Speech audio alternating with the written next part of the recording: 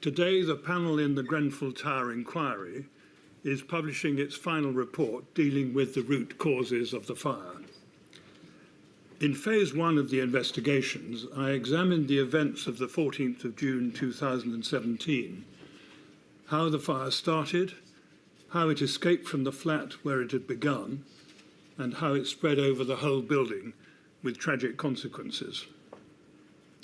My report on that series of events was published on the 30th of October 2019. In the second phase of the inquiry, the panel has been investigating the underlying causes of the fire with a view to identifying where mistakes were made and ensuring that a similar disaster cannot occur again. This second part of the investigations has taken longer than we had hoped, partly because of the broad scope of our terms of reference, and partly because, as our investigations progressed, we uncovered many more matters of concern than we had originally expected.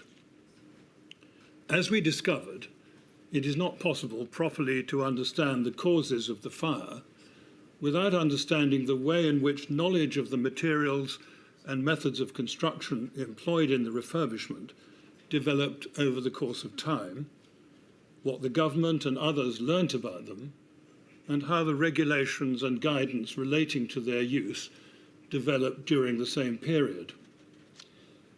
The information obtained in that part of our investigations provided the background to our examination of the refurbishment itself and the various decisions taken in the course of it, particularly in relation to the selection of materials.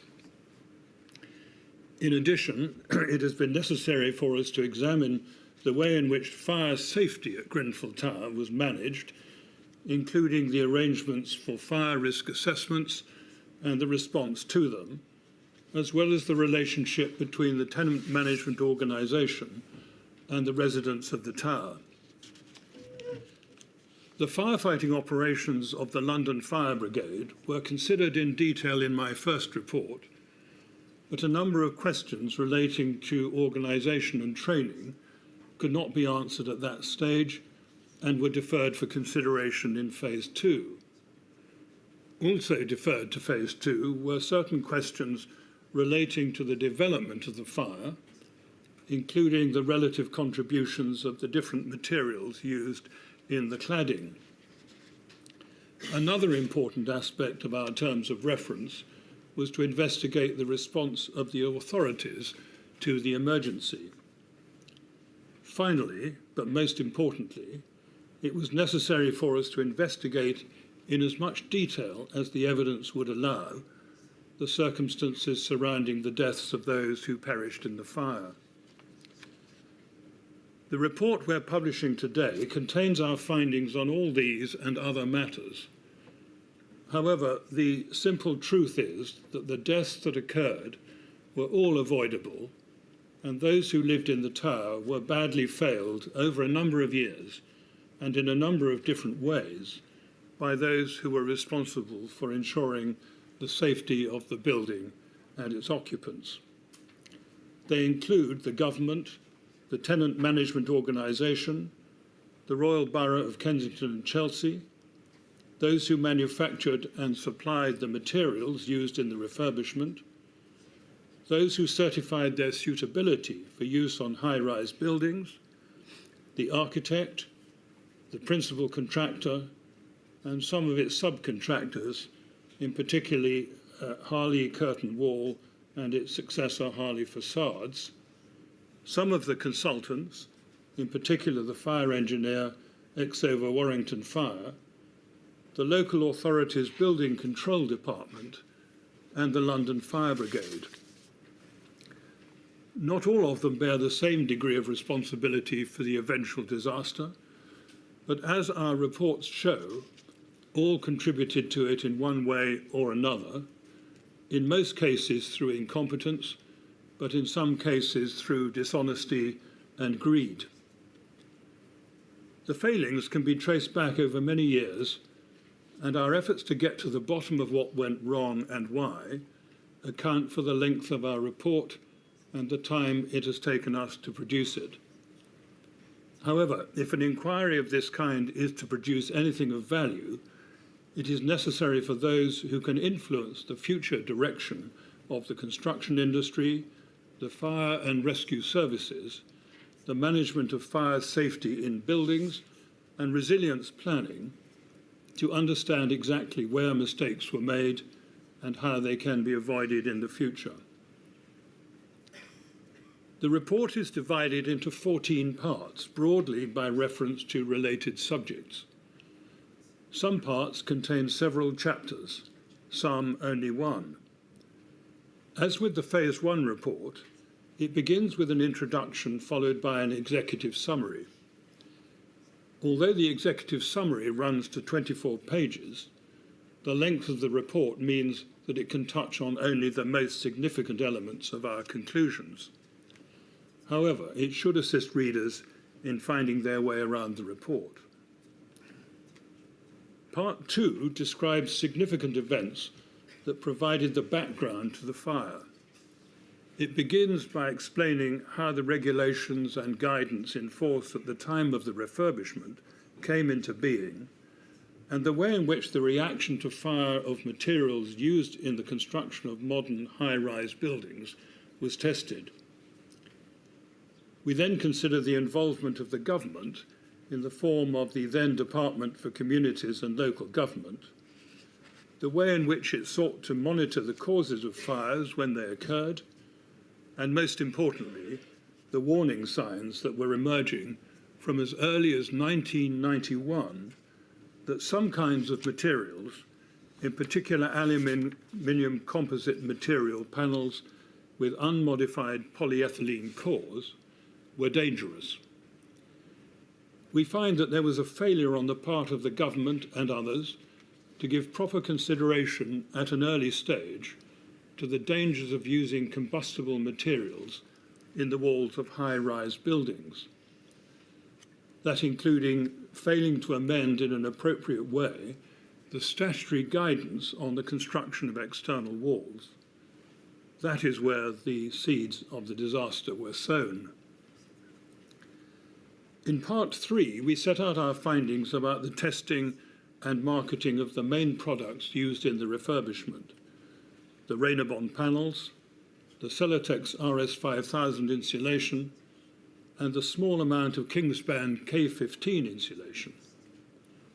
We discovered that there had been systematic dishonesty on the part of manufacturers involving deliberate manipulation of the testing processes and calculated attempts to mislead purchasers into thinking that what were combustible materials complied with the provisions of the statutory guidance that advised against their use.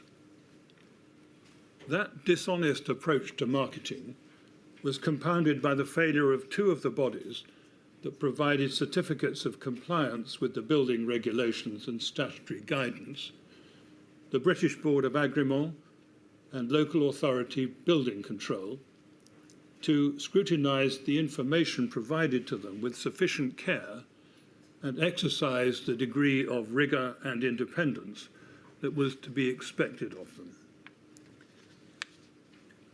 The tenant management organisation was at the heart of events leading up to the fire. In Part 4 of the report, we make our findings about its relationship with the residents of Grenfell Tower.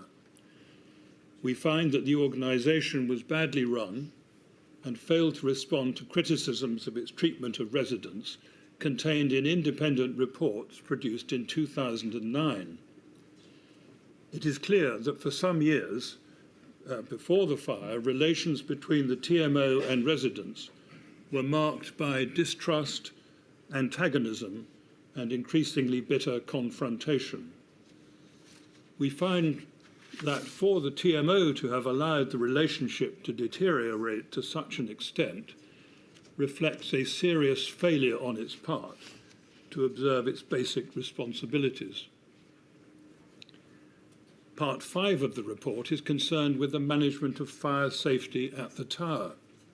Again, we find that the residents were badly let down. The picture is one of a persistent failure to give sufficient importance to the demands of fire safety particularly the safety of vulnerable people, and a failure on the part of the Council to scrutinise that aspect of the organisation's activities adequately. Part of the reason for that was the failure of the Chief Executive, Robert Black, to ensure that the board of the TMO and the Council were kept properly informed of matters affecting fire safety.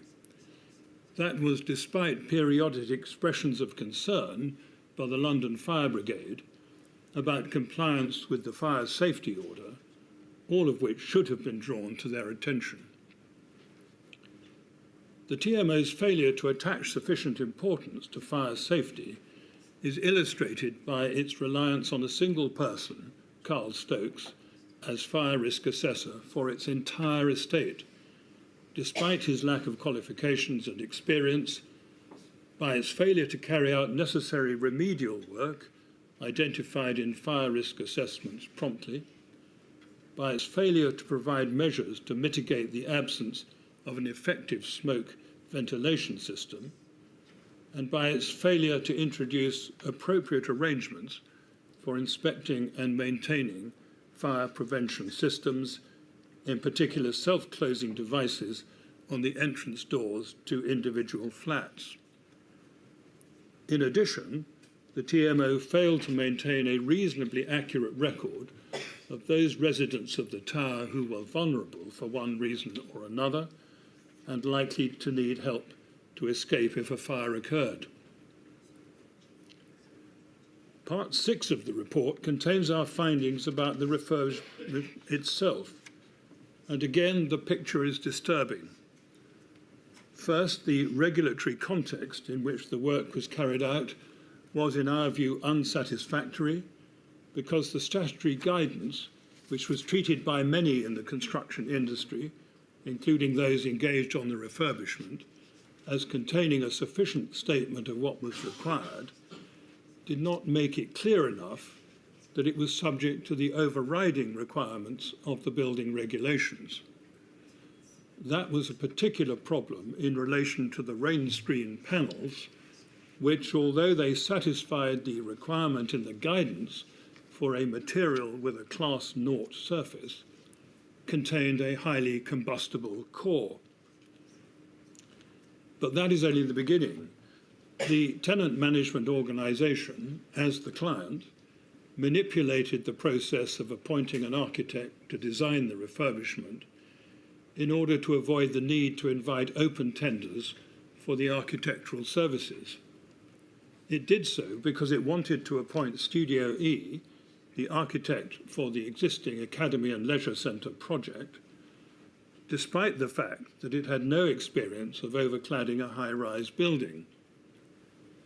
That turned out to have significant consequences because Studio E failed to recognise, as a reasonably competent architect should have done, that the insulation and rain screen chosen for the refurbishment were combustible and unsuitable for that purpose.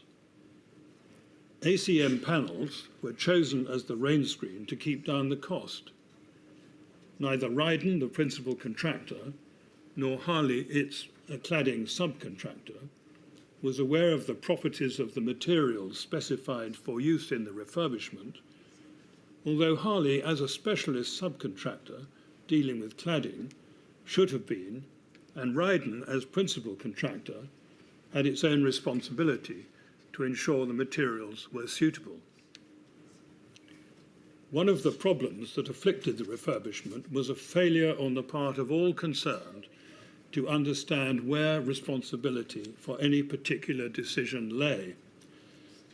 That was especially the case in relation to the choice of the rain screen. The generally prevailing view was that since aluminium composite material panels had been used on other buildings without apparent problems, they were suitable for use on the tower.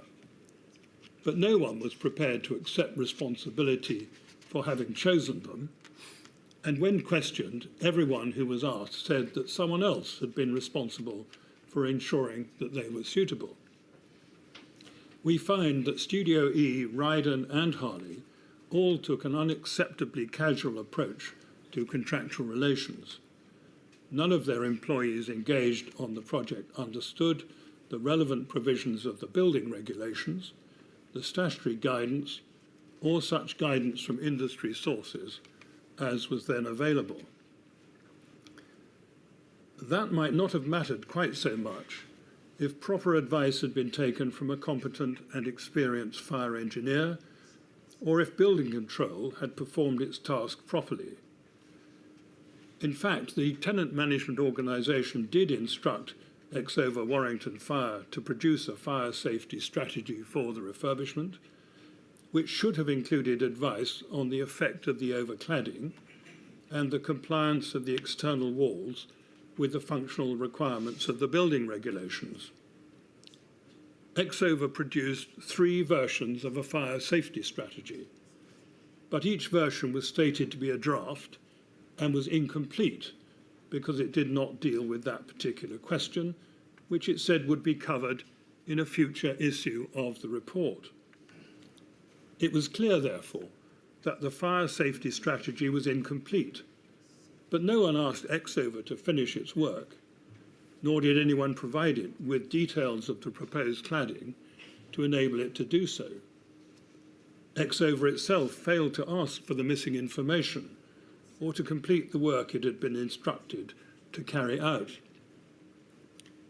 The failure to obtain a final report was probably critical, because if Exover had considered the proposed cladding, it should, and probably would, have identified the fact that the insulation and the rain screen did not comply with the statutory guidance or, more importantly, the building regulations.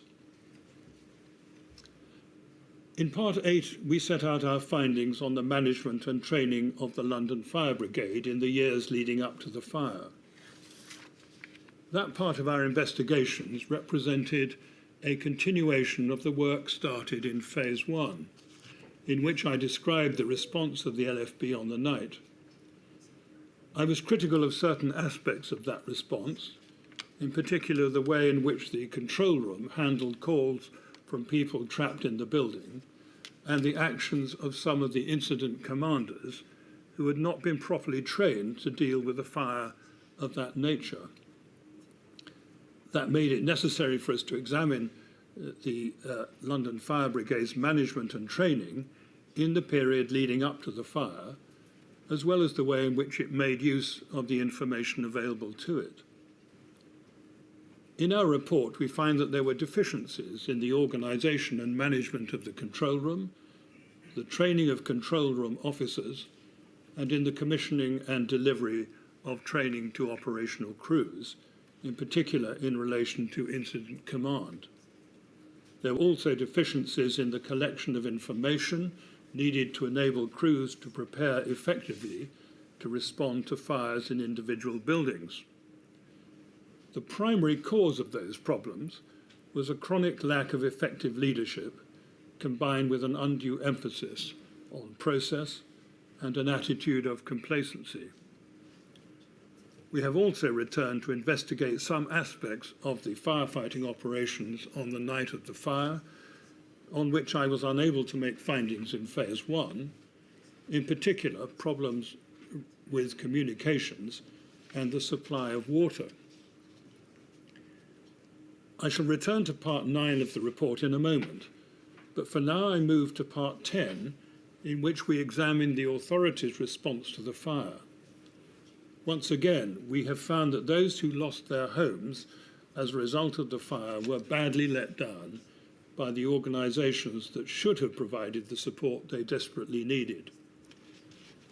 The primary responsibility for that lay with the Council, which, as a Category 1 responder under the Civil Contingencies Act, should have had plans in place to enable it to respond effectively to the emergency. In the event, however, it had failed to put in place suitable plans or to provide the training to its staff that was required to enable it to respond effectively to the situation it faced. In addition, its chief executive was ill-suited to taking control of what was undoubtedly a very serious challenge. the Council did not have the capacity to identify those who needed accommodation and other important forms of assistance, nor did it have arrangements in place for communicating with those affected by the disaster or the wider public. As a result, it was not capable of meeting the immediate needs of those who had been displaced and from their homes for food and shelter.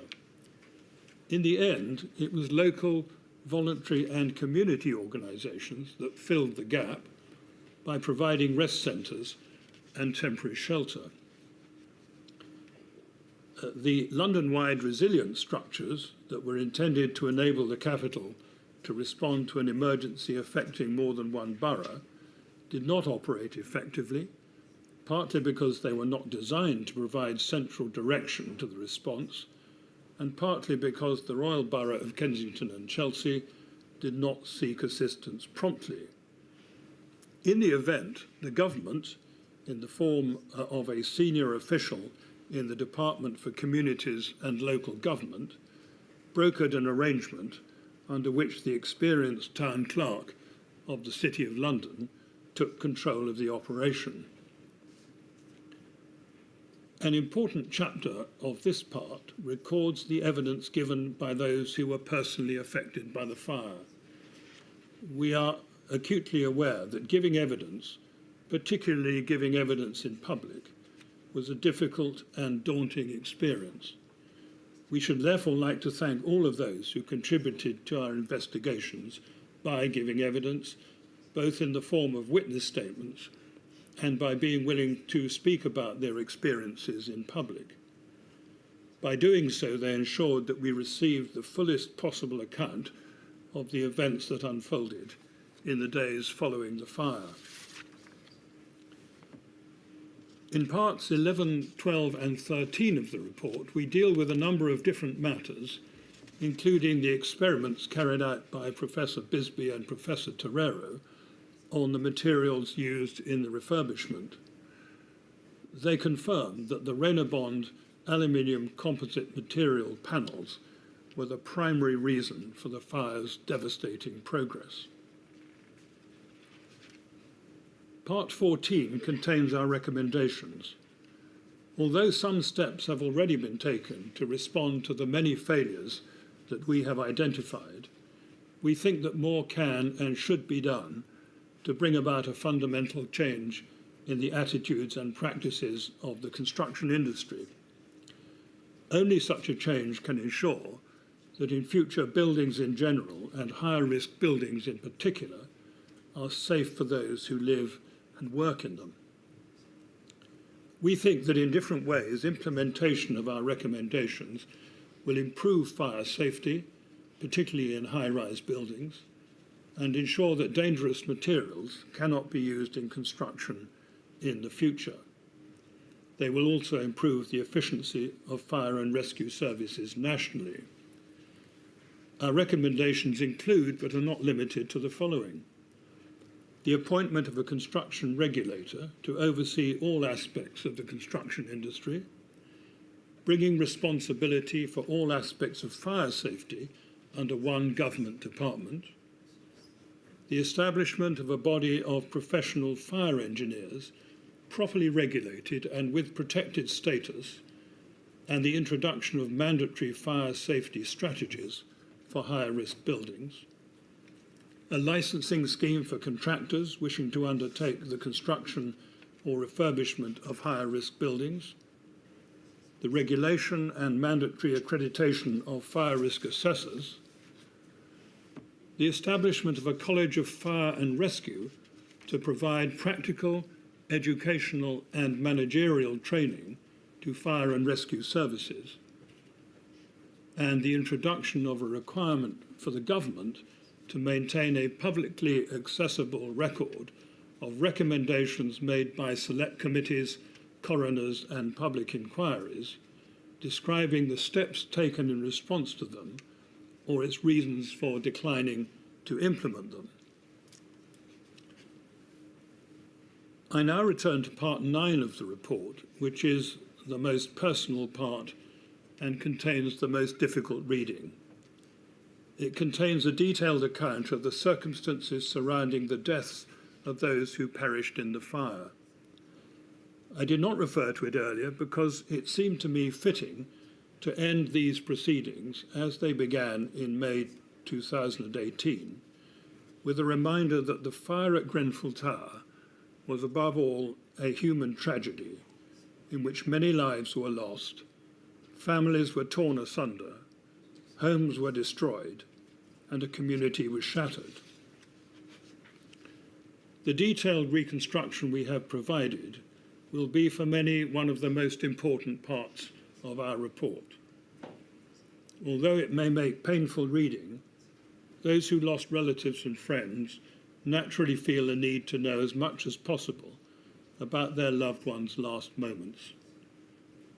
I said on many occasions that I hoped we could find sufficient facts to satisfy the coroner of the circumstances surrounding their deaths and avoid the need for any further proceedings. I'm now able to say that we've been able to make detailed findings about the circumstances in which people died, including calls made to the emergency services, the transfer of information from the control room to the incident ground, the recording of that information on its way to and at the bridgehead, and the steps taken to rescue those who were trapped. We are satisfied that all those who died in the building were overcome by toxic gases produced by the fire, and with expert assistance, we've been able to establish a reasonably accurate time of death in each case. We're satisfied that all those whose bodies were damaged by the fire were already dead by the time it reached them. In a moment, my fellow panel members, Ms. Istefan and Mr. Akbor, wish to add some comments of their own. Before they do so, however, I should like to thank the inquiry team, without whom it would not have been possible to carry out an investigation of this kind. It would be invidious to single out individual names for mention on this occasion, because everyone involved, whatever their particular task, has played an essential part in enabling us to do our work. With their help, we have followed up many lines of inquiry, some of which led to surprising revelations, and have collected and digested a huge number of documents and statements, not to mention hearing many days of oral evidence. All those who worked for the inquiry over the years are named in an appendix to the report, and we owe them a deep debt of gratitude. I now invite Mr. Estefan to say a few words. Thank you, Sir Martin. Good morning. Before I joined the inquiry panel, I spent nearly 30 years as an architect. In that role, I developed a particular interest in health and safety, fire, and accessibility matters. Returning home from a holiday in June 2017, I flew over West London and saw the burning tower in the early hours from the air. As for so many others, this was a profound shock. First, of course, as a human response, but also as a professional who had spent their career working to make buildings safe. Throughout this inquiry, we have been determined to find out how such a disaster was possible and what needs to be done to save lives in the future. As Sir Martin has just summarised, we have found many failings across a wide range of institutions, organisations and individuals that spanned many years, which together have led to the terrible fire at Grenfell Tower. They include many failures of the construction industry, my own sector, which is where I will focus my comments on today. Since the fire, the government has passed the Building Safety Act. The Act is welcome, but we need to go further. Our report identifies what we think is needed to make sure the legacy of Grenfell is real and brings about lasting and progressive change. Our recommendations place new burdens and responsibilities on people and organisations. I make no apologies for that. Put simply, if you work in the construction industry and you do not feel the weight of responsibility you have for keeping people safe, you are in the wrong job. The change we need to bring about is partly about structures and regulations. Sir Martin has set out the key points in what we have proposed, and the report explains our recommendations in detail. But the necessary change is also one of culture and behaviours. Change on this scale needs to be owned and led by those of us working in the sector. It is not enough to pass an Act of Parliament and to sit back and think the work is done. Without change in behaviour and a recognition that the needs of the people who use our buildings must be placed at the centre of our work, the lessons of Grenfell will not truly be learnt in full. One of the core themes of our report is technical incompetence of many of those involved in the refurbishment project. As hundreds of other buildings are now known to have similar cladding systems, it is clear that the problem of incompetence is widespread.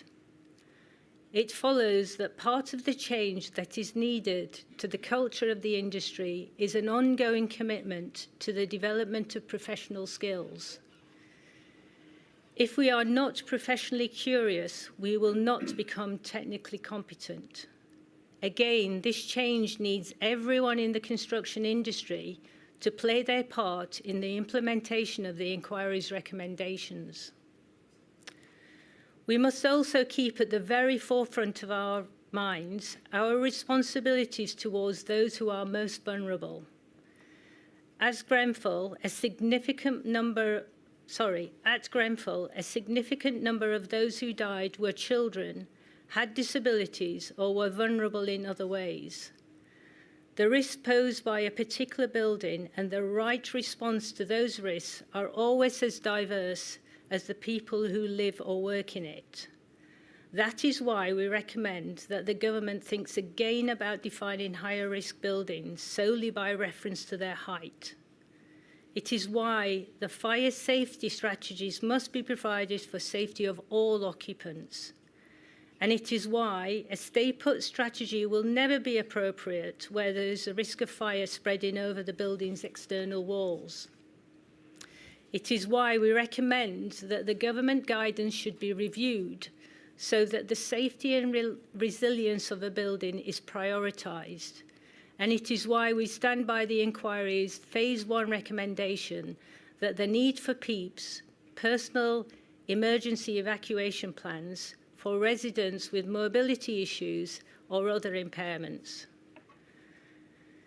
As an inquiry panel, we have acted throughout with fairness, independence and impartiality. That is what the law requires.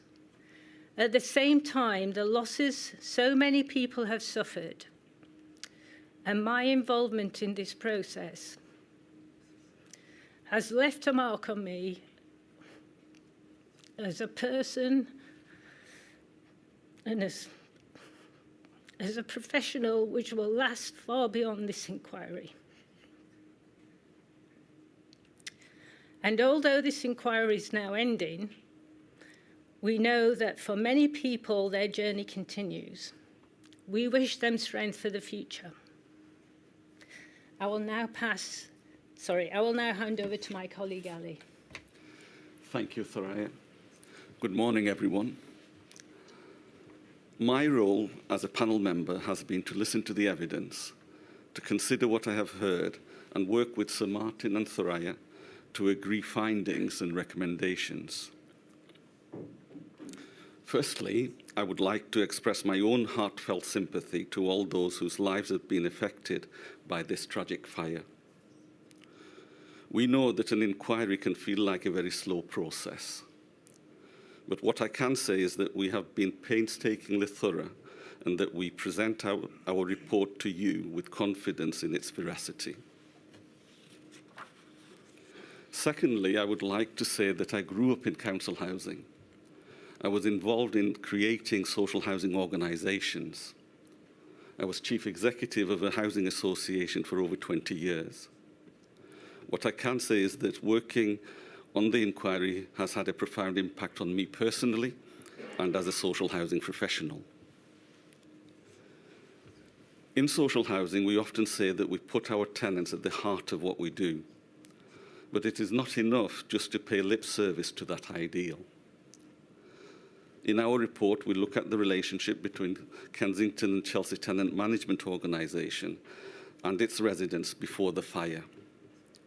We find that it was one of distrust, dislike, personal antagonism, and anger. Residents deserve to be treated with understanding and respect. The TMO failed to do that. We saw a similar failure to treat residents as people and as individuals in the aftermath of the fire, including in the way that those with religious, cultural, or social needs suffered discrimination as a result of RBKC's failure to prepare properly for emergencies. It was obvious to me from watching and listening to evidence being given at the hearing that there were two different groups of people, those who lived at Grenfell and those who worked for the TMO, RBKC, and their agents.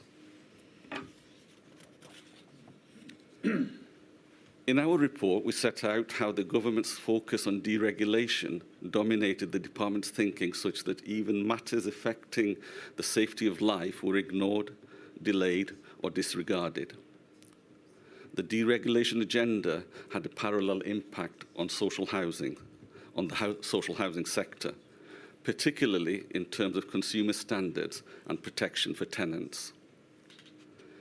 The effects of that can be seen in the many failings of the TMO, which we set out in our report, and which were not prevented or addressed by the regulatory system then in place.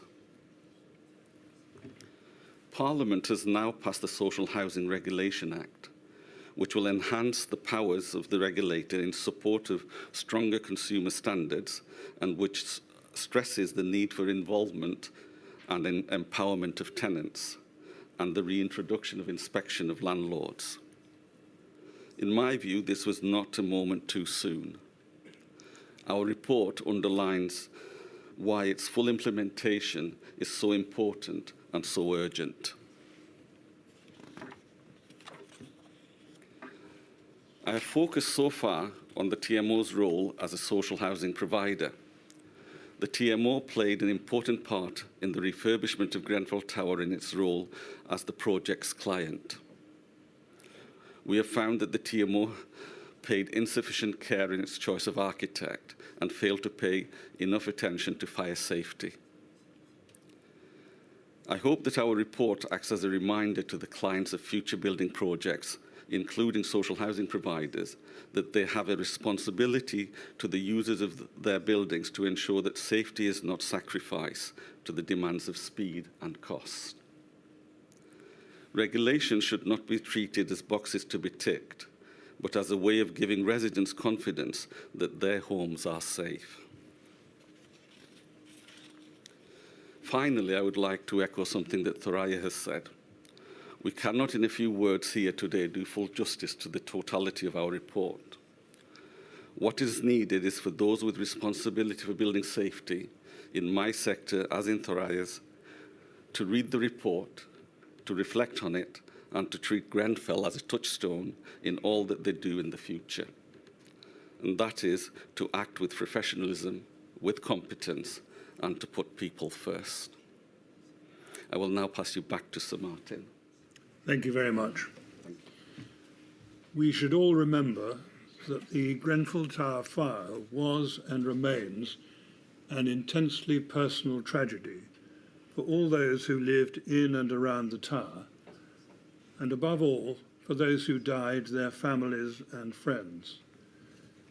We invite you, therefore, to join us in remembering them while I read out their names.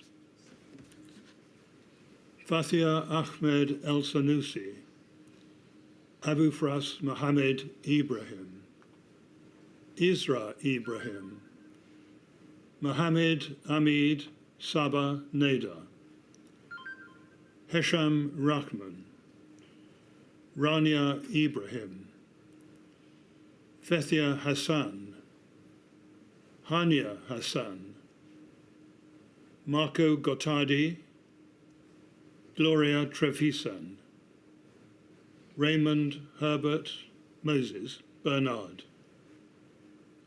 Esla El Gouachri, Mariam El Gouachri, Anthony Keith Disson, Bassem Shuker, Nadia Shuker, Mirna Shuker, Fatima Shuker, Zainab Shuker, Syria Shuker, Hashim Kadir, Nura Jamal, Yahya Hashim, Firdoz Hashim, Yaqub Hashim, Abdulaziz El-Wahhabi, Fazia El-Wahhabi, Yassin El-Wahhabi, Nur Huda El-Wahhabi, Mehdi El-Wahhabi, Ligaya Moore, Jessica Urbano Ramirez, Omar Belkadi, Farah Hamdan, Malak Belkadi, Lena Belkadi, Mary Mendy, Khadija Say, Victoria King, Alexandra Atala, Mohammed Nur Tuku, Amal Ahmadine, Amaya Tuku Ahmadine, Amna Mahmoud Idris, Majri Vital, Ernie Vital, Debbie Lamprell, Gary Maunders, Bechti Haftom, Baruch Haftom, Hamid Khani, Isaac Paulos, Sakina Afrasahabi, Fatime Afrasiabi, Vincent Chijina, Khadija Kalufi, Kamru Mia, Rabea Begum, Mohammed Hamid, Mohammed Hanif, Husna Begum, Joseph Daniels, Sheila, Steve Power, Zainab Dean, Jeremiah Dean, Mohammed Al-Hajali, Dennis Murphy, Ali Yahwa Jafari, Abdeslam Sabah, Logan Gomez, Billy Burton. Thank you all very much.